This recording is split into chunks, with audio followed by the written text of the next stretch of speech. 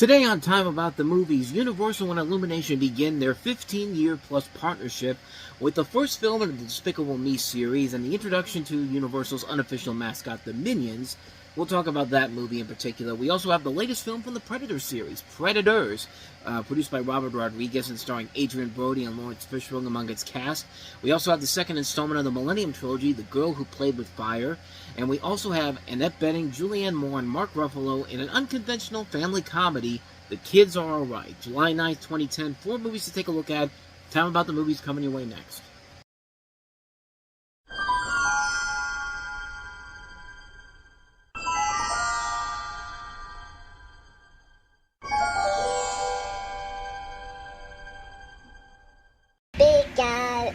Despicable Me. Despicable Me. Despicable Me. Despicable Me. July 2010. And thus the downfall began.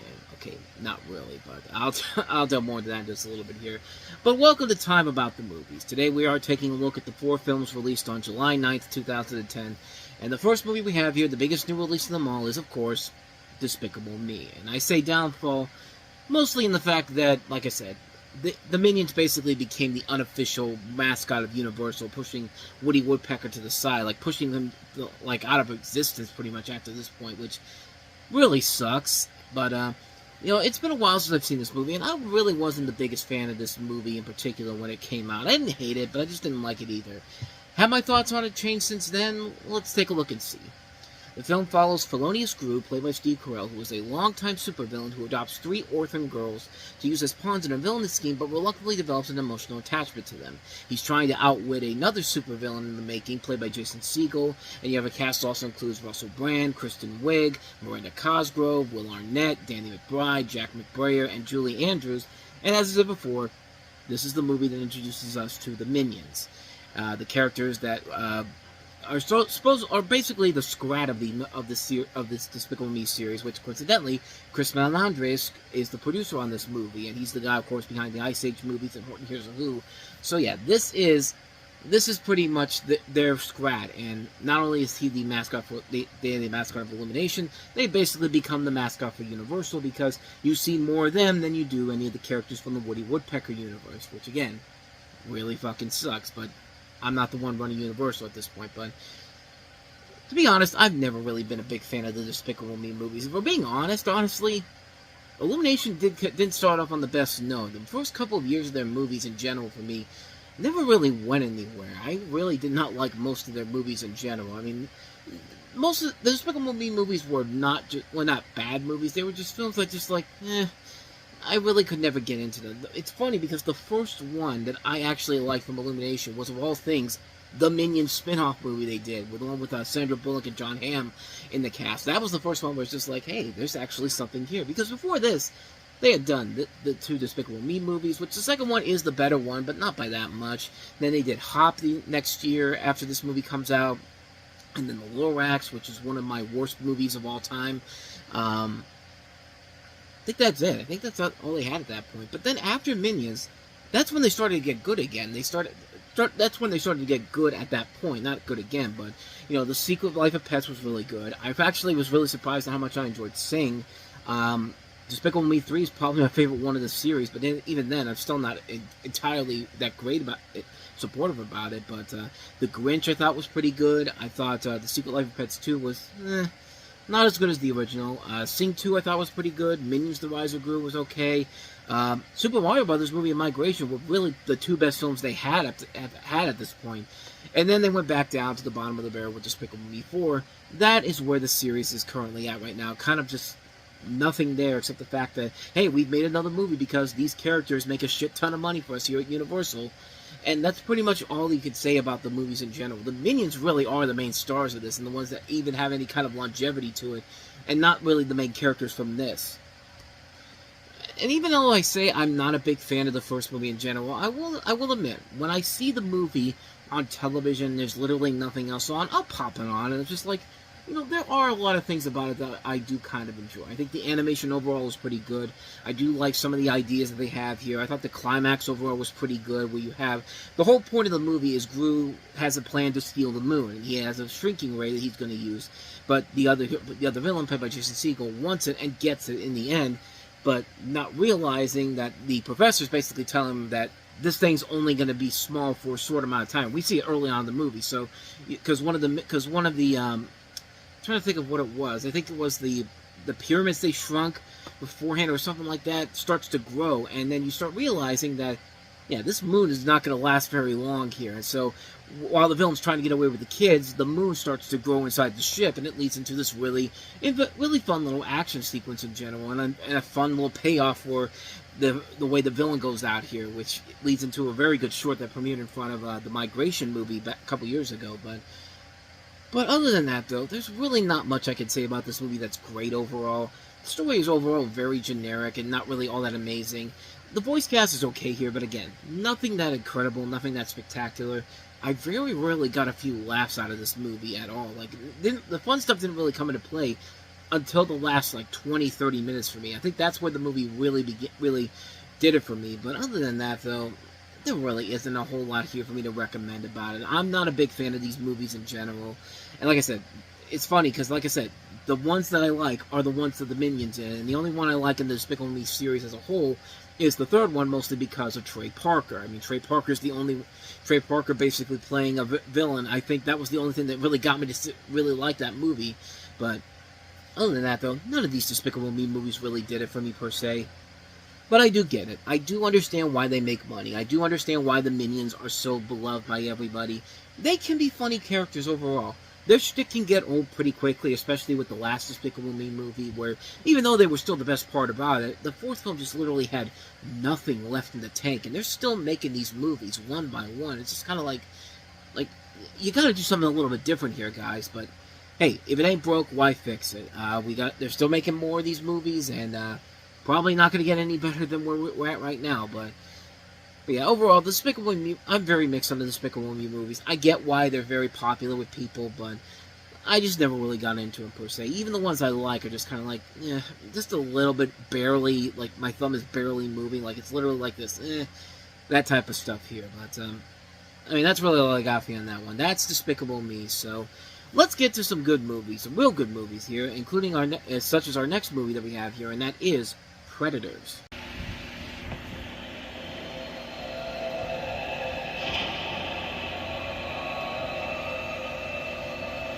What's the last thing you remember? All of a sudden there was a light, and then I was falling.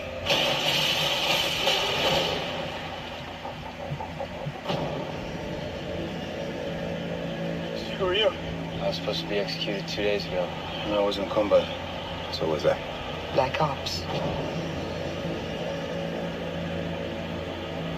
Who would do this to us?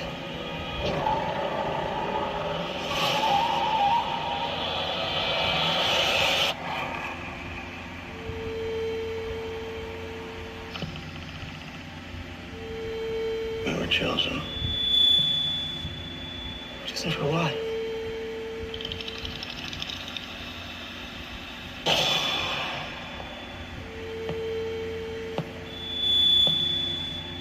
We're all brought here for the same purpose.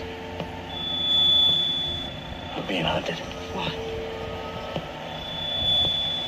This planet is a game preserve. We're the game.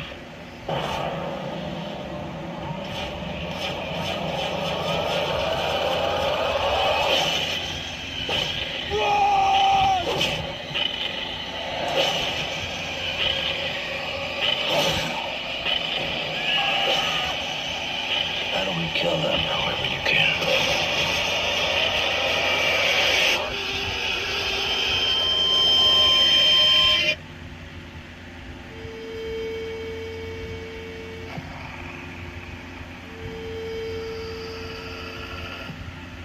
Needless to say, The Predator has definitely had a lot more successful movies in its series than the Alien series has, as this is the third installment of the Predator series, a standalone sequel to Predator 2, Which then again, Predator 2 was pretty much a standalone sequel to Predator 1, because it didn't have anybody from that first movie in general. But in this film, you have an ensemble that includes Adrian Brody, Topher Grace, Alice Braga, Walton Goggins, and Lawrence Fishburne, as they play a group of proficient killers who have been abducted and placed on a planet that acts as a game preserve for two warring tribes of extraterrestrial predators, leading them to try to survive and look for a way back to Earth.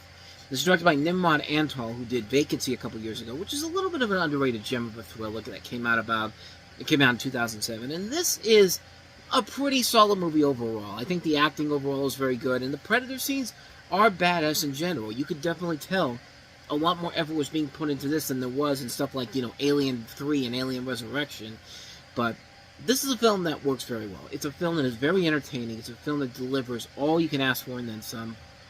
Granted, the characters are still kind of cardboard copy and paste from like other movies in the series, not only from this series, but also with the Alien series in general, where you really don't care too much about them. You just want to wait and see what the Predator's going to do to kill them off. But even in the good Alien movies, you still have characters that you want to get behind. And these characters are not bad characters. They're characters that you do want to see accomplish their mission and survive in the end. But at the same time, yeah, it's hard not to look at this and go like, yeah, a little bit more character development could have helped with this, but hey, for Adrian Brody, it was a better movie that he had this summer than Splice. I mean, Splice was a bizarre movie that was very polarizing all across the board. But this is more straightforward to the point. And actually, he does a pretty good job standing up in this movie. He's next to guys like Walton Goggins and Lawrence Fishburne, badass action stars in the past. And he's doing a pretty good job hanging in there. I mean, everybody in here is doing a good job hanging in there. The Predator still looks cool. The darker elements of the story look pretty cool as well. It just works. It just works all around. It's a terrific film. I really enjoyed the hell out of it. It still holds up after all this time, and considering what the next Predator movie is going to be after this, yeah, this is definitely the much better movie than Shane Black's The Predator, which you wouldn't think that would be possible, but Shane Black, man, I don't know what happens when he goes to blockbusters, but it just doesn't work out for him as a director on those fronts, because we'll see two examples of that within the next decade, but anyway, that is Predators for you. So let's go ahead and move on to our next movie, the second installment of the Girl with the Dragon Tattoo trilogy, or the Millennium Trilogy, whatever you want to call it, The Girl Who Played with Fire.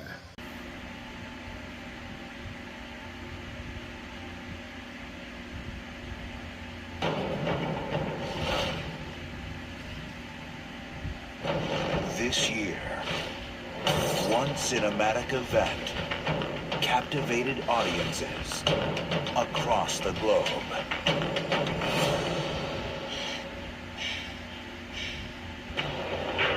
Now, the girl with the dragon tattoo will play with fire.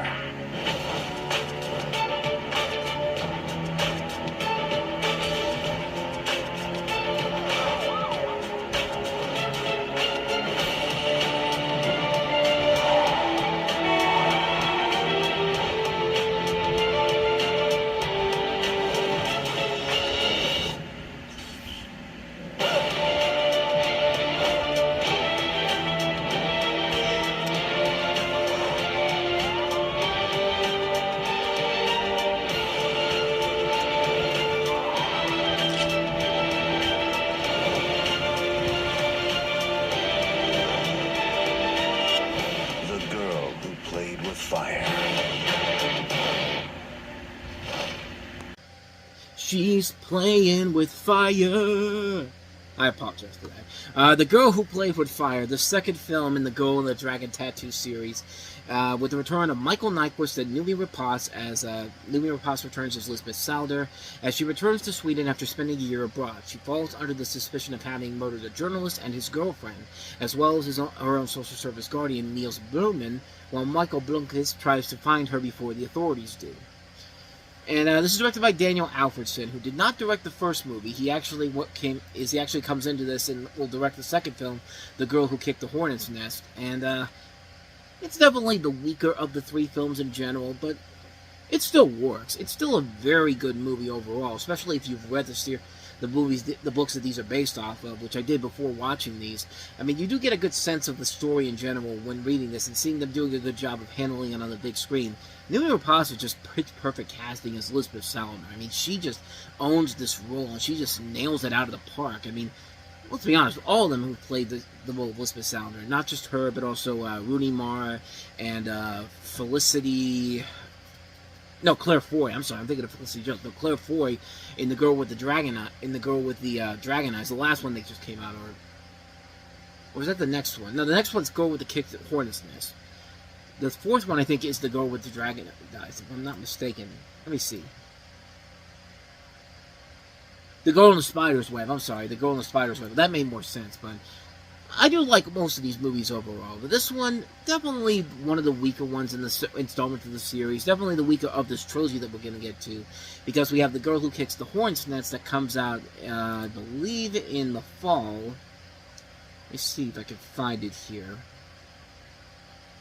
October 2010. So we have a little bit here in the U.S. before we get to that. But I really enjoy this movie. The Girl Who Played with Fire, not as good as The Girl with the Dragon Tattoo. Definitely the weakest of the three films in the Millennium Trilogy, but still good enough to watch on its own, on its own merits. I should say, not on its own, but I really enjoy it. I still enjoy it a lot. So with that said, let's go ahead and move on to our last movie that we have here, and that is The Kids Are All Right. My mom's had a kid with your son. I can too. Liking gay. Right, I love lesbians. I get it. He's their biological father. Like, we're not enough or something? Go easy on the line, hon. Same goes for micromanaging. I feel like he's taking over my family. Marriage is hard. Two people, year after year. Sometimes you stop seeing the other person. Annette Bening, Julianne Moore, Mark Ruffalo. An unconventional family. The Kids Are All Right, directed by Lisa Cholodenko. Rated R. Man, Julianne Moore ate a lot of carpet in 2010. I mean, this is the second movie we've seen from her this year where she's in a lesbian relationship. The first one, of course, was Chloe, and now The Kids Are All Right. So take that for what you will. But in this movie, she and Annette Bening play a couple with a daughter who's on her way to college, and a son, played by Josh Hutcherson. The daughter's played by Leah Wasikowska from Alice in Wonderland. The son is a good athlete, but maybe hanging out with the wrong pal.